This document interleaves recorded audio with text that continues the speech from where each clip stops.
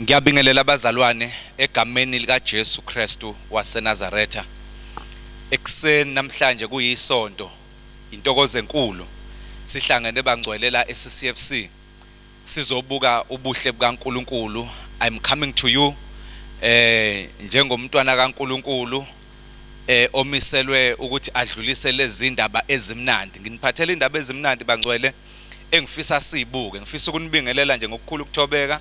Omama, obaba, intombi insizwa, abasha, uSunday school, bonke abazalwane emakhaya ngiyababingelela, ebandleni ngiyanibingelela. Ngifisa ukusho ukuthi kulolu suku sizofunda nje izwi lenkosi kafishane bese siyakhuleka ezisenza sisasuka nje ephasikeni sinomoya wephasika. Ngifisa sibuke kahle hle ukuthi size siye ephasikeni nje uNkulunkulu naliphi icebo ngami nawe. Yini uNkulunkulu anayo ngathi? Isihloko engifuna ukukhulumela kusona sithi God wants good things for you. uNkulunkulu ufuna okuhle ngathi. Ilelo cebo esilimbulayo ukuthi iziphi lezi zinto ezinhle uNkulunkulu anazo nabe nazo ngomuntu. Uma sihlehla sibuka eEden bangcwele sithola uNkulunkulu ukuthi udale umhlaba before adale abantu. uNkulunkulu ubheka isidingo somuntu njalo before ezodala umuntu, so that umuntu mefika emhlabeni akafike kukhona yonke iprovision. uNkulunkulu njalo akakazi uNkulunkulu engqondweni yakhe abe nomuntu ohluphekayo. Akakazi uNkulunkulu wethu emcabangweni wakhe ukubona umuntu egula, ukubona umuntu ekhathazekile, kodwa njalo prepare for ifuture yomuntu. Ngifisa ukusho ukuthi kwazi lokho ukuthi uNkulunkulu he wants good things for you. Wena empilweni yakho nenzalo yakho uNkulunkulu ufuna okuhle. Uma ufunda izwi kaNkulunkulu engithathe kulona indaba yami ngiyithathe kuGenesis la bengifunda khona uGenesis 1 ngabuka uverse 28. Lifundeka kanje izwi lapha kuGenesis 1 kuverse 28. Ngifunda la iNew King James. Lithi, then God blessed them, and God said to them, be fruitful and multiply, fill the earth and subdue it, have dominion over fish of the sea, over birds of the air, and over every living thing that move on earth. Baba ngcwele izwi lakho liyaphila linamandla lithembekile. Blessed Holy Spirit, as we standing before you, uNkulunkulu wethu onamandla ushintshe impilo zethu for the right direction nakulesi sikhathi ngoKristu Jesu onamandla. We thank you. Amen. Bangcwele kuleli izwi engifunda kulo sithola uNkulunkulu la eveza clear ukuthi umuntu bemdaleleni. Uthi okokuqala akuveza uNkulunkulu emveni ebesebadalele lapha ku27 lithi he blessed them, wababusisa, wabesethi abande, wabesethi abagcwalisa umhlaba bese beyawunqoba bese beyabusa. The purpose yokudalwa kwethu namehlo kaNkulunkulu mebheka umuntu akulindele, ulindele umuntu obusayo, ulindele umuntu onqobayo. Sibuye ephasikeni silwelwe uKristu Jesu besikhumbula lokho ukuthi usinqobele is an overcomer. Uyena osiholayo odwendweni lokunqoba. Usinqobela kuphi? Usinqobela kuzona zonke izinto ezivimba impilo yethu ukuthi ihlangane nokubusa. Hallelujah. Izwi kaNkulunkulu lisitshela lokho, but uthi uma ufunda kwichapter elandelayo la eBhayibhelini, uma ufunda kuchapter 3 lisivezela umuntu obedalwe uNkulunkulu la esephambuka kuloku uNkulunkulu akumisile. uNkulunkulu wama-terms nama-conditions. uNkulunkulu wezwi lakhe. uNkulunkulu enjoya njalo umebona umuntu enza izwi lakhe. But into etholakalayo la chapter 3 nangu umuntu today akasalenzi izwi. uNkulunkulu mefika ezobuza lokho ufica uAdam, Adam, tell me, udlile yini kulesithelo engithe ungasidli esiphakathi nensimu na? uAdam he made an excuse. Uthi uAdam, no, owesifazane lo onginike yena uyena odala ukuthi ngidle. Wenza excuse. Then God move on to owesifazane. Uthi sifazane udlile yini? Uthi owesifazane inyoka. Okushuthi uma ubona labazalwane into akade benayo iauthority nedominion uNkulunkulu abanike yona kuchapter 1, but kuchapter 3 bayiluza ngama excuses. uAdam wenza excuse, uthi umkakhe wenza excuse, uthi inyoka yenza excuse. Inyoka ngaleyo ndlela ya maintainer iauthority. sithola from that day inyoka sekuyiyona ne-authority over everything ekhona emhlabeni. But umuntu obenikezwe amandla negunya simthola selithi iBhayibheli, he was cursed. uNkulunkulu ngolaka ayenalo ngalelo langa he cursed umhlaba, kwakheseka nababantu. Kwabanye bazodla isithukuthuku sabo, abanye bazobeletha kabuhlungu, bazozala abantwana kabuhlungu ngokukhala. Inyoka yahamba ngesisu, but sithola ukuthi inyoka kwi-case yayinayo yayihambe ne-authority ngoba ayizange iblame ishift, ayizange ishifte iblame, ayizange ithathe iblame yenze i-excuse, kodwa inyoka kwaba okwayo ububi. So into ebalulekile kulesikhathi esikusona sikwi-generation esikhathini esiningi eyabantu abantu abablameayo, ababa nama-excuses. Athi umuntu mengaphumelele empilweni abe nabantu azobakhomba, abe nezinto azoyikhomba. Thina nje singabantu abamnyama sikhombi apartheid even sekuphela u-25 years. Kodwa uma ubheka kulo 25 years kunabantu abavela lapha kuma-informal settlement abe behlala endaweni zasemakhaya namhlanje abahodokotela ababameli abaphumelela abangama-businesses people, osomabhizinisi abahlonishwayo, aba-honored emphakathini. Those people bafinyelela kuleso sigaba even i-background yabithini, but thina abanye we've got ama-excuses. Praise the Lord. Sikwi-generation enawo ama-excuse. Omunye excuse yakhe yokuthi owesifazane, but sibona abanye besifazane belide eparliament, sibona abanye besifazane belide kuma-companies bengama-CEOs, bengama-general managers, bengama-directors, bengabesifazane, but abanye abaqhubeki ngoba bethi thina sabesifazane. In-nature ye-excuse ezikwenza u-Eva, abantu basaphila ngayo nangalokho. Omunye usola indaba yokuthi uzalwe kanjani, usola i-background yokuthi ekhaya bekunjani, usola i-background yokuthi akabanga nababa, kodwa abanye bayizintandane, kodwa lokho akubavimbi ukuba baye phambili, because uNkulunkulu bayazi ukuthi ufuna vele abantu baphumelele. Ngifisa ukuthi mfowethu udadewethu uma bewune-excuse ngokwempilo yakho, yazi-ke namhlanje ukuthi kodwa ngokwecebo likaNkulunkulu, God wants you to be successful. God wants good things for you. Akakucabangeli izinto zokwahluleka, akakucabangeli izinto zokungaphumeleli. Ngokweplan kaThixo ukuba wena uphumelele, akanakho kunye kwi-agenda yakhe, kodwa njalo umebuka isidalwa esiwumuntu unokuthi usibanibani ufuna ukumbona something. So okwethu maso maintainer i-authority uNkulunkulu asinikile, kufanele sazi ukuthi ayikho i-authority responsibility ngekho. Okushuthi once wa-excuse wena sewudedela i-responsibility ujudulela kwabanye ukuthi bona abayimbangela, sewulahlekelwa i-authority. Uma kulahleka i-authority empilweni yakho uzogcina unjengo-Adam no-Eva. Buka ukuthi years later uma uSathane ehlasela uJesu ngama-temptation entabeni, uthi Jesu uma ungakhothama kimi ngizokunika bonke lobukhazikhazi bezwe. Yini uSathane abe naleyo authority? Amandla wahlwithe kumuntu ukuthi yonke into ngisho inkosi yamakhosi yayingayithola through uSathane, ngoba uSathane wakwazi ukunqoba abantu athathe authority, wangayishifta iblame, wayithatha iresponsibility ehamba ne-authority. Asize sazi bazalwane ukuthi njalo uma sicabanga into yokuba at a level ye-authority ukuthi kune-responsibility, but uma usaba ukubamba i-responsibility ungayifuni i-authority. Hallelujah. Asi-maintain because iyahambisana. But praise God thina sikaNkulunkulu ukuthi uNkulunkulu wethu uyasisiza nama-failures ethu siyakhona ukuwa-converta, siwaguqule and becoming the stepping stones, kube izinto esikhuphuka ngazo, kube izinto esiya ngazo ey'gabeni ezingenhla, siguqula zona lezi zinto ebezisenza sifeyile. Hallelujah. Sibuka ubuhle bukaNkulunkulu, sibuka uthando lukaNkulunkulu ukuthi uNkulunkulu oyiguqula izinto, uNkulunkulu oyishintsha izinto kubantu mabeza kuye, ukwazi ukudila ne-curse purpose ayilethela uJesu emhlabeni. Emva kokuba umkhesu uAdam uma esebuye emhlabeni uthumela uJesu, uma ehla at a form of Jesus, inhloso ukuthi adedele indodana yakhe ezelwe yodwa ukuba yilo naloyo okholwa yangabhubhi, bekuwukuthi umuntu azosinda kule curse yase-Eden. Umuntu nomuntu ongahlangene noJesu ugijima ngaphansi kwe-curse yase-Eden, but Jesu loyo olethiwe okwazi ukuthi adile ne-curse yase-Eden. Praise the Lord. Hallelujah. Simbuka uJesu ezemhlabeni eze-redeemer, ewumhlengi ezodlenga abantu kuso isiqalekiso sesono. Isono njalo masifika sihamba ne-package yesiqalekiso, sihamba ne-package yezifo, sihamba ne-package yokufa isono.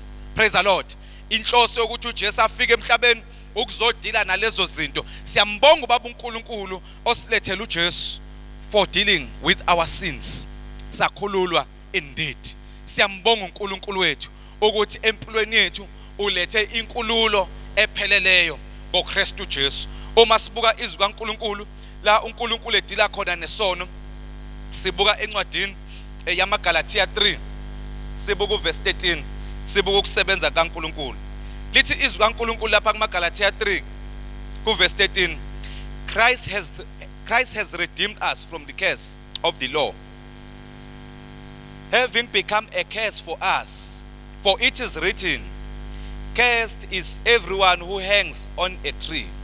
Verse 14, that the blessing of Abraham might come upon the Gentiles. If we're talking about Gentiles in the word of God, you're talking about us. The Bible said here, when I repeat verse 14, that the blessing of Abraham might come upon the Gentiles in Christ Jesus, that we might receive the promise of the Spirit through faith. Praise the Lord. Into esifundayo la sithola ukuthi uKristu Jesu uzile wazolenga, walenga emthini. Ulengela emthini, lithi iBhayibheli bonke abalenga emthini balenga emthini baqalekisiwe. Umuntu uma eyibulala usuke eqalekisiwe. Whoever othi umehluleke empilweni acabanga ukuyibulala uyifaka yena esiqalekisweni ngokushokezwe. Wonke umuntu olenga emthini uqalekisiwe. So uJesu mefika emhlabeni ulenga emthini wesiqalekiso. Uma lenga uthatha ikhesi, yonke ikhesi iboshelwa emthini. Sibona ukusebenza kaMoya oNgcwele, sibona ukusebenza kaBaba uNkulunkulu esebenzisa indlela zakhe zemystery ezijulileyo nezidephileyo la econvecta khona isimo ebesibukwa abantu ngendlela abasibuka ngayo, esiconvectela ivictory yethu yebandla. Kade bula uJesu kungathi uyafa kubi, kodwa sibuka ukuthi thina besikest sonke isiqalekiso sethu sathathwa sayolenga emthini. Kunesizathu esenzelwe lokho. Uma ufunda lapha ngezansi lithi iBhayibheli kuverse 14, that the blessing of Abraham might come upon the Gentiles. That's a reason uJesu ayifele ngokwezwi kaNkulunkulu la kumaGalatians 3 verse 14. Lithi ukuze isibusiso sika Abrahama sehlele phezu kwabezizwe. Obana bezizwe ilaba abangewona amaJuda, obana abangewona amaJuda imina nawe. Isizathu sokuba uJesu alenge bekukuthi isibusiso sika Abrahama asidlulele sehlele kumina nawe. Njengamanje siphila esikhathini la sikwisibusiso, sikwiblessing kaAbraham. Kunencwadi engifisa sibuke, sibuke ukuthi isibusiso sika Abrahama kahle hle siyini. Uma ufisa ukwazi ukuthi isibusiso sika Abrahama siyini, ngoba awukwazi ukuthi ufune into ongayazi, but uma into uke wayazi uzobe sewinxanela uyilangazelela.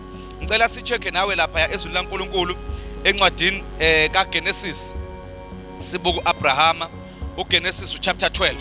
So buka isibusiso sika Abraham ukuthi izwi lithini. Izwi lithi lana from verse 1, now the Lord had said to Abram, get out of your country, from your family and from your father's house, to a land that I might show you. I will make you a great nation. Nasi sibusiso njalo isibusiso into kaNkulunkulu ihamba nama terms, ayihambi just yodwa. Lithi iBhayibheli okokuqala, get out from your father's house. Okokuqala kunezinto oyishiyayo zezolo, kunezinto ukuze enjoy kahle the blessing of God ohlukana nazo. Thina into esihlukana nayo not our families, but sishiya isono, sishiya ububi, sishiya ukuhamba ngendlela yezolo. Lithi iBhayibheli umeshiya uAbraham uNkulunkulu amthembisa khona uthi kuverse 2, I will make you a great nation. Abanye bethu bangcwele njengoba silalele lentshumayelo, God will make a great nation in us. uNkulunkulu is prepared ukulungele ukuba enze thina sibe isizwe esikhulu. Lithi ngezansi, I will bless you and I will make your name great. Kunamagama azoshintshwa abantu abedelelekile azohlonishwa through ukulalela izwi kaNkulunkulu. Lithi izwi kaNkulunkulu, and I will bless you, I shall bless you, you shall be a blessing.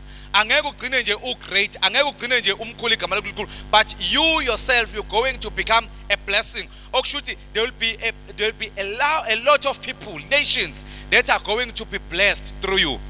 Hallelujah. If you are looking at verse 3, if you go on, uqhubekela ngezansi, lithi izwi kaNkulunkulu, I'll bless those who bless you, and I'll curse him who curses you. And in you all families of the earth shall be blessed. Hey, you take note la uNkulunkulu ezinye izinto asibekele zona abangcwele. Uthi ngizobabusisa nabakubusisayo. Okusho ukuthi uma samba ngeindlela zikaNkulunkulu, kunabantu ababusiswa through us. Hallelujah. Special as ngikhuluma kwi platform as a pastor, as ngihamba ngeindlela zikaNkulunkulu, I'm opening the gates for a good life for another people. Ukuthi bagena ama blessing. Those who are blessing us, they're going to be blessed as well. And nawe uqobo mzalwane, uma uhamba ngemqathango kaNkulunkulu, ukubeka kwi platform yokuthi abantu kufanele babusiswa through you. Hallelujah. And uthi I'll curse those who curses you. Nalaba abakukhesayo abaqalekisayo, abanye abantu bathola isiqalekiso ngendlela abaresponda ngayo kwinceke kaNkulunkulu noma kuwena owenza izwi. Hallelujah. Lithi izwi kaNkulunkulu, and in you all the families of the earth will be blessed. Khuluma kuAbraham, ukubala nathi ukuthi sizobusiswa nathi through uAbraham. Ubuhle besibusiso sika Abraham usibuka lapha. Secondly, uma uqhubeka nasubuka lapha ku chapter 13 ubuka verse 2, the blessing of Abraham. uJesu lezi azosilengela in the cross. Ulengeleni ukususa ikhesi ukuze ngene sibusa Abraham. Nasi lapha ku verse 2 lithi Abraham was very rich in livestock, in silver and gold. Sibuka lezo zinto ngoAbraham ukuthi he was very rich. Ukuba rich enye yama blessings kaAbraham. Okushuthi mina uma ngimelana nako ukubusiswa, ngimelana neblessing, ngimelana necebo likaNkulunkulu alimisile ngoKristu Jesu ngenxa kaAbraham. uAbrahama umbusisile ngesithembiso, kwathi bonke abamukela uJesu yenkosi nomsindisi wabavulela umnyango wokuthi babe njengoAbraham.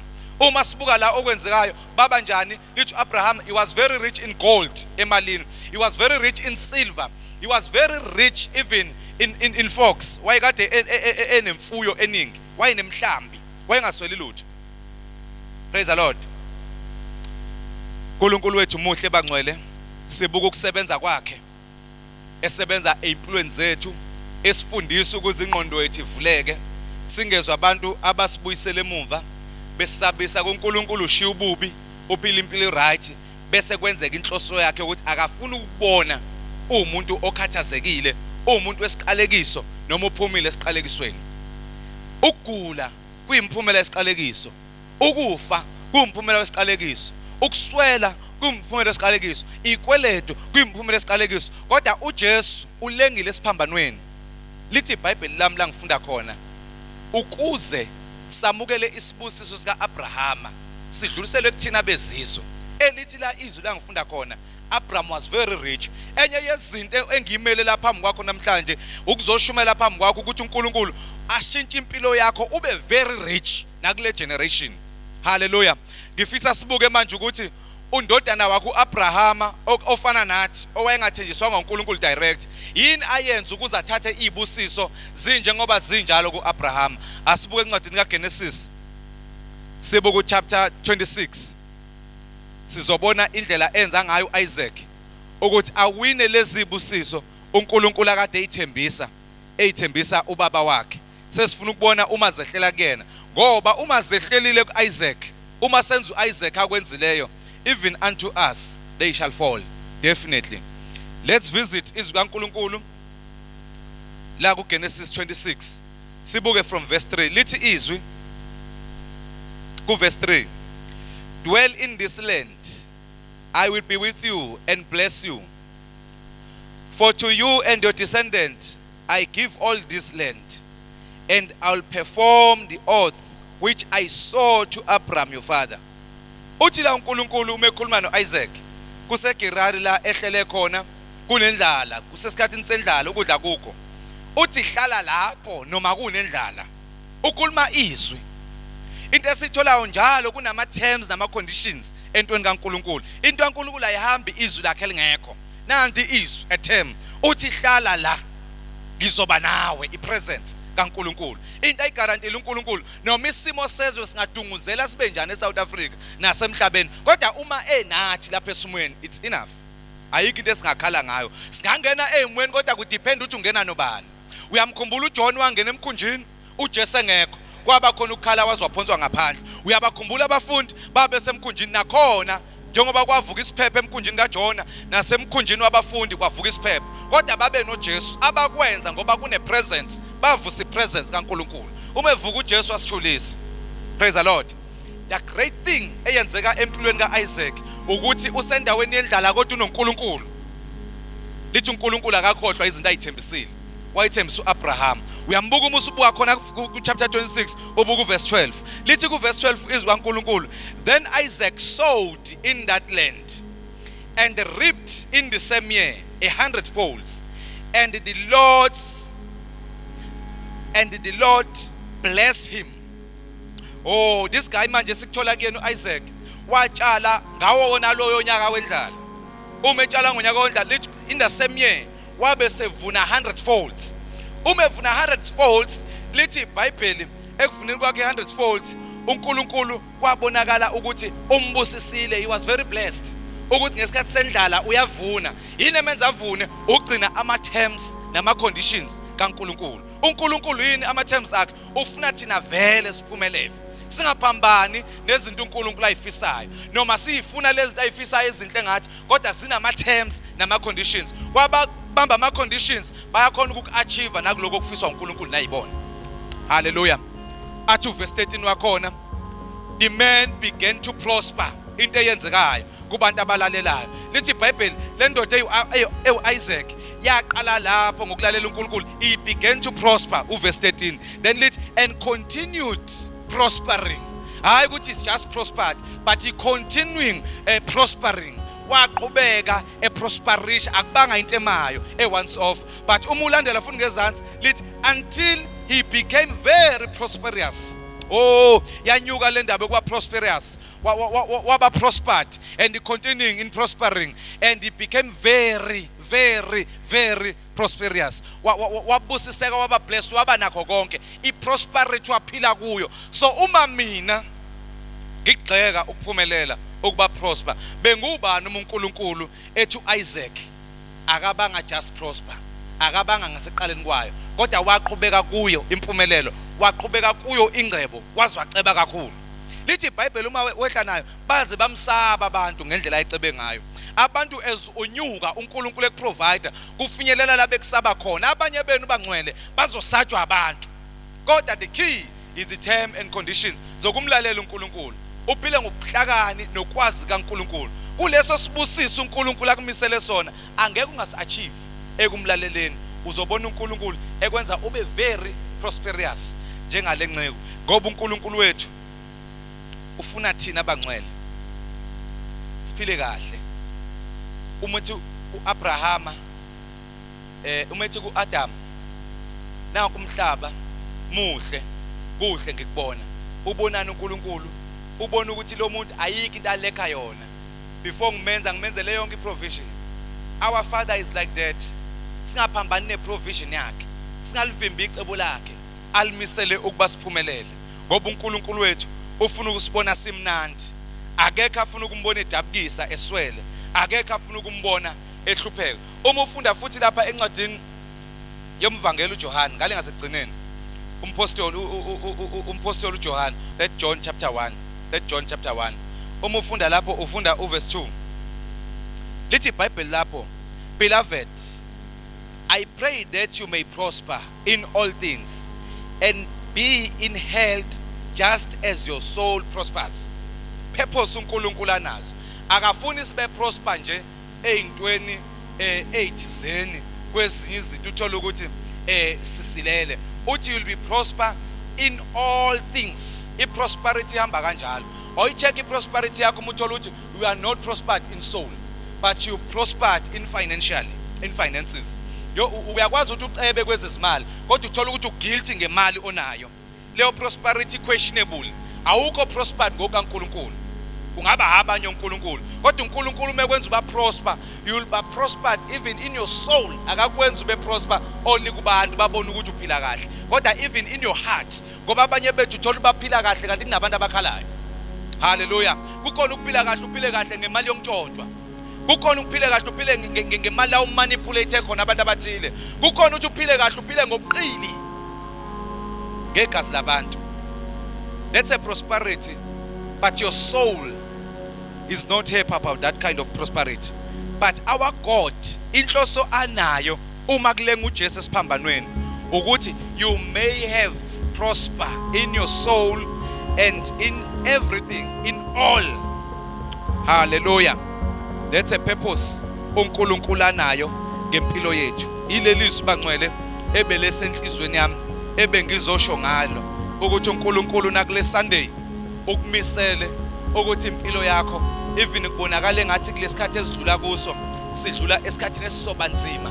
Isikhulumile media, sebekhulumile abantu, seyikhulumile izazi osomnotho, bakhuluma ama-analysts, bakhuluma abantu abahlukene, kodwa ngizothi uIsaac ngawo wona loyo nyaka wendlala walalela uNkulunkulu and impilo yakhe yashintsha, ayizange yafana, i-prospered. Babongcwele siyakubonga kakhulu uNkulunkulu wethu omuhle, uNkulunkulu wezinto ezinhle, uNkulunkulu wezinto ezinkulu. Nanti ibandla lakho uNkulunkulu ongcwele uzoshintsha impilo zabo financially, uzoshintsha impilo zabo psychologically, kwingcindezi ebikhona kukhwantalala uzoguqula, uzotshala ukuphila kubo okusha.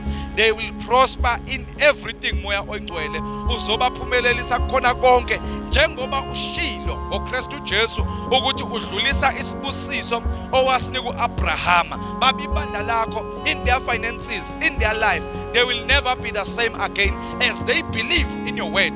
In Jesus' name siyabonga moya oyingcwele. Amen. Bazalwane ngiyanibonga kakhulu nakulolu suku. Inhliziyo yami iyajabula ukuthi we've got this platform yokuba sithole izwi nakulolu suku. Ngithi inkosi nibusise, nikholekise ngezwi lakhe, nivisite izwi lakhe lingama terms nama conditions okuyiwona othi umwalalela indeed awukwazi ungaphumeleli. You'll never miss a point if you are going with God. Thank you so much. Amen.